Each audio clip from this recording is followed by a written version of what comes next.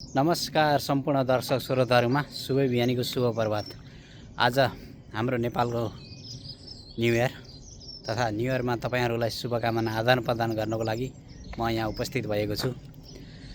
यस नयाँ वर्षमा देश तथा विदेशमा छरिएर रहनुभएका सम्पूर्ण नेपाली जन, बुवा आमा, दाजुभाइ, दिदीबहिनी र साना नानी बाबुहरू तथा इष्टमित्र छरछिमेकी सम्पूर्णमा नयाँ वर्षको नयाँ जोश जागरका साथ, हौसलाका साथ हजुरहरूको बितोस् भन्दै शुभकामना दिन उपस्थित भएको छु।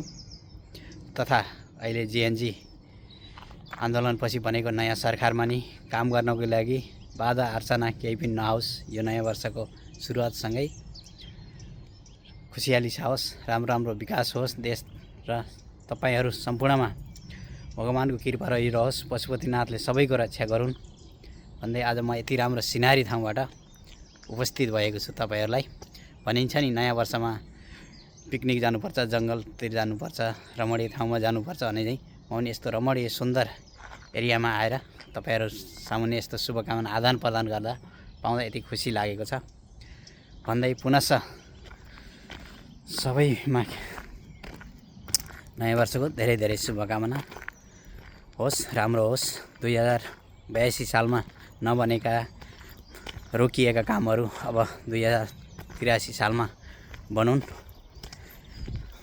सबैको राम्रो सुन्न पाइयोस्, निरोगी हुनु सबै, खानपिनमा ध्यान दिनु, यही नै हो मेन त। खानपिन ध्यान र आफ्नो स्वास्थ्यको ख्याल राख्नुपर्छ भन्दै हजुरहरु मात बिदा हुन्छु है।